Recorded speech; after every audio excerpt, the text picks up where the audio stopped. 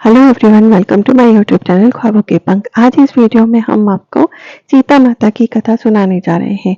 सावन मास में प्रतिदिन इस कथा को जरूर सुनना चाहिए, चाहे सावन मास हो चाहे कोई सा भी मास हो। इस कथा को निरंतर सुनना चाहिए, जिसको सुनने से आपको अपने जीवन में कभी भी कोई कष्ट नहीं होगा। भगवान राम को हिंदू धर्म में मर्यादा पुरुषोत्तम राम कहा गया है, क्योंकि उन्होंने अपने पूरे जीवन काल में मर्यादा और वचनों का पालन किया। उन्होंने अपने पिता को दिए गए वचन को पूरा करने के लिए 14 वर्षों का वनवास भी ले लिया और एक बार भी अपने मुख से मुस्कुराहट को जाने नहीं दिया। उसी तरह से अपनी पत्नी धर्म को भी निभाने के लिए माता सीता भी राम जी के साथ वनवास जाने को तैयार हो गई, क्योंकि उन्होंने भी अपने पति को आजीवन साथ निभाने का वचन दिया था। आज के समय में भी इन दोनों को एक साथ याद किया जाता है और कहा जाता है कि जोड़ी हो तो राम सीता जैसी हो। और आज भी हम आपको उनसे जुड़ी एक और कथा सुनाने जा रहे हैं, जिसे आप सब पूरे वर्ष सुनिए, हर मास में सुनना चाहिए। माता सीता का 12 वर्ष का नियम था कि वे एक साथ भगवान राम को सुनाती थी, और लेकिन एक बार राम जी को किसी कारण से बाहर जाना पड़ा। इस पर माता सीता ने कहा कि आप चले जाएंगे तो मैं किसे कथा सुनाऊंगी। भगवान ने कहा कि आप कुएं की पाल पर जाकर बैठ जाइए और वहां जो औरतें पानी भरने आए उनमें से आपकी कहानी सुना दीजिएगा। देवी सीता ने बिल्कुल वैसा ही किया और कुएं के पास जाकर बैठ गई। तभी एक स्त्री आई। उसने रेशम की साड़ी पहन रखी थी और सोने का घड़ा लेकर आई। सीता माता उसे देखकर कहती है कि बहन, मेरा 12 वर्ष का नितनेम सुन लो। लेकिन उस स्त्री ने उनका नियम सुनने से मना कर दिया और बिना सुने वहां से चली गई। थोड़ी देर बाद उसकी रेशम की साड़ी फट गई और सोने का घड़ा पीतल का हो गया। ये देखकर उसकी सास को उस पर बहुत गुस्सा आया और कहा कि तुम्हें किसका दोष लगा है, तुम किसका दोष लेकर आई हो।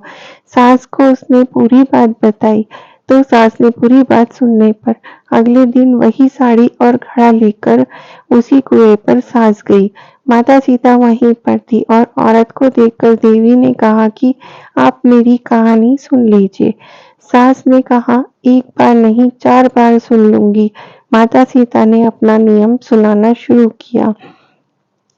राम आए, लक्ष्मण आए, देश के पुजारी आए, नितनेम का नेम लाए। आओ राम बैठो, राम तपस्वी, राम तपी रसोई, जियो राम, माखन मिश्री खाओ, राम दूध बताशा पियो, राम सूत के पलका मोठो, राम शाल दुशाला पोठो, राम शाल दुशाला ओढ़ो, राम जब बोलूं जब बोल राम ही राम, राम सवारे सबके काम, खाली घर भंडार भरेंगे, सबका बेड़ा पार करेंगे, श्री राम जय जय जय राम। तब सास ने कहा कि बहन, आपकी कहानी तो बहुत अच्छी है। ऐसा कहकर वे अपने घर चली गई। थोड़े समय के बाद उसकी रेशम की साड़ी जरी में बन गई और घड़ा सोने का हो गया। बहू के पूछने पर सास ने कहा कि बहू, तू दोष लगा के आई थी और मैं अब वह दोष उतार कर आ रही हूँ। सास ने कहा कि वे कोई साधारण स्त्री नहीं बल्कि सीता माता थी।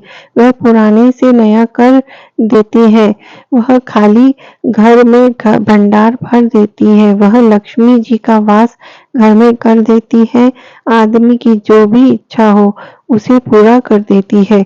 बहू के कहने पर सास ने वही कहानी उसे भी सुना दी और ऐसा ही पूरे मोहल्ले में नितनेम की कथा चल पड़ी। आज के समय में उत्तर प्रदेश, बिहार, हिमाचल प्रदेश और हरियाणा के कुछ क्षेत्रों में यह कथा सीता जयंती पर सुनाई जाती है। जो भी इस कथा को सुनता है उसके घर के भंडार भर जाते हैं और भगवान श्री राम उस पर अपनी कृपा बरसाते हैं और माता सीता की भी कृपा सबको मिलती है। जिस तरीके से आपने यह कहानी को सुना और मैंने यह कहानी को सुनाया तो माता सीता और श्री राम भगवान के आशीर्वाद से हमारे और आपके भी घर भंडार भर जाएंगे और माता लक्ष्मी का वास होगा हमारे घर में और घर में सुख शांति भी होगी। यदि आपको यह कथा अच्छी लगी हो तो इसे ज़्यादा से ज़्यादा शेयर कीजिए, चैनल को सब्सक्राइब कीजिए और साथ में बेल आइकन को भी प्रेस कर लीजिए ताकि आने वाले वीडियोस का नोटिफिकेशन आपको मिलता रहे। और कमेंट करके बताइए कि आपको यह कथा कैसी लगी ताकि हम आपके लिए और अच्छी कथा लेकर आते रहें। धन्यवाद।